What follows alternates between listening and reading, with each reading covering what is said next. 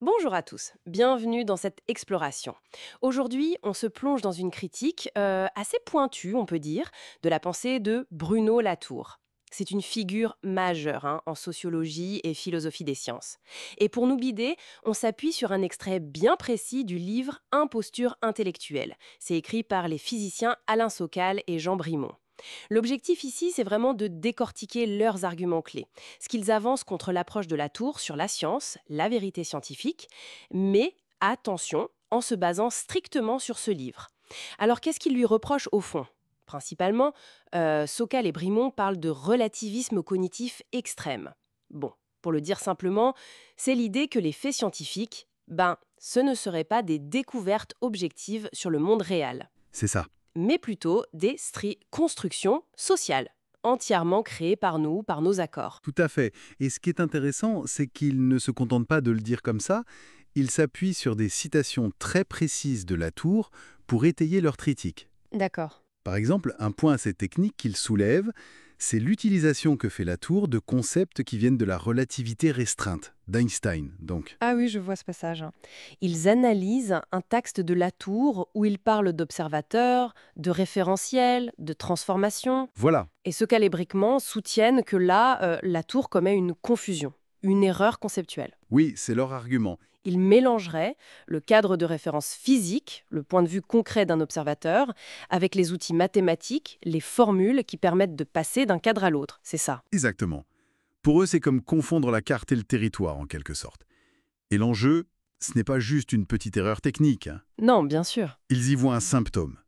Une tendance chez Latour à, disons, emprunter des concepts scientifiques très pointus Mhm. et les sortir de leur contexte. Voilà, pour les appliquer ailleurs, pour appuyer ses propres thèses sur la construction sociale des savoirs. Et c'est cette extrapolation qu'ils jugent, abusive, quoi. D'accord. Donc une critique sur la rigueur, sur l'utilisation des analogies scientifiques, mais il y a un autre exemple qu'ils utilisent beaucoup, peut-être encore plus parlant pour le grand public, l'affaire Ramsès II. Ah, Ramsès II et la tuberculose. Oui, ça c'est un cas d'école dans leur livre. C'est très frappant. Alors racontez-nous. Ils citent Latour qui aurait affirmé en gros que Ramsès II n'a pas pu mourir de la tuberculose. Pas pu. Pourquoi? Parce que le bacille responsable, le bacille de Koch, il n'a été découvert qu'au XIXe siècle, par Robert Koch. Donc avant Koch, pas de bacille, pas de tuberculose pour Ramsès II. Attendez, c'est c'est comme une affirmation assez radicale, non?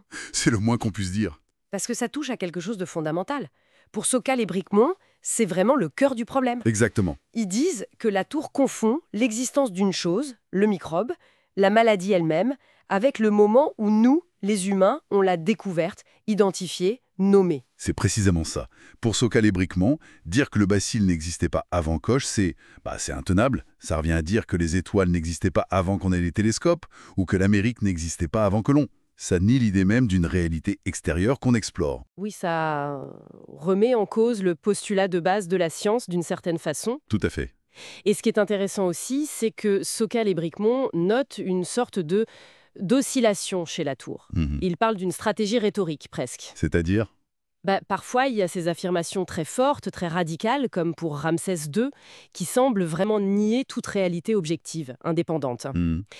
Et puis d'autres fois, des propos beaucoup plus modérés, plus classiques, qui relèvent de la sociologie des sciences standards. Comment un fait est accepté, négocié dans une communauté scientifique. D'accord. Une sorte de jeu sur les mots, peut-être. Il cite d'ailleurs une autre phrase célèbre de Latour. La science ne pense pas. Qu'est-ce qu'ils en disent de ça? Il l'interprète un peu comme ça, oui. Comme une provocation. Un style d'écriture qui cherche à faire réagir, à interroger. Plutôt qu'une affirmation littérale que les scientifiques seraient bêtes, évidemment. Bien sûr. Mais selon eux, ce style participe à... comment dire? À brouiller les pistes, à rendre difficile de saisir sa position réelle sur l'objectivité. Bon, alors si on essaye de résumer la critique de Sokal et Bricmont telle qu'elle est dans Impostures intellectuelles, c'est un reproche de relativisme poussé, trop loin, où la réalité objective semble s'effacer derrière la construction sociale. Oui, Et couplé à ça, une utilisation qu'ils jugent pour le moins flottante, voire carrément incorrecte, de concepts scientifiques pour appuyer cette vision des choses. c'est bien ça. Et il faut vraiment insister. Comme vous l'avez dit, on rapporte ici la critique de ce calibriquement. Oui, absolument. On ne prend pas parti nous-mêmes dans ce débat qui est incroyablement complexe et qui a fait couler beaucoup d'encre sur l'œuvre de Latour. C'est essentiel de le préciser. Mais cette critique, même si on ne la prend pas pour argent comptant, elle nous invite à réfléchir, non? Sur cette frontière parfois ténue Oui, tout à fait. entre l'étude sociologique de la science, qui est nécessaire, comment ça marche, comment les savoirs sont produits, validés, Négocier, voilà, et puis un relativisme qui irait tellement loin qu'il finirait par nier la possibilité même d'atteindre une connaissance objective du monde. c'est exactement la tension. Et la question que soulève cette critique, au fond, elle reste entière. Jusqu'où peut-on aller dans l'analyse sociale de la construction des faits scientifiques sans tomber dans l'idée que tout se voue? Où est-ce qu'on met le curseur? Une interrogation fondamentale qui continue d'ailleurs d'animer beaucoup de débats aujourd'hui. À bientôt sous le palmier d'Égypte.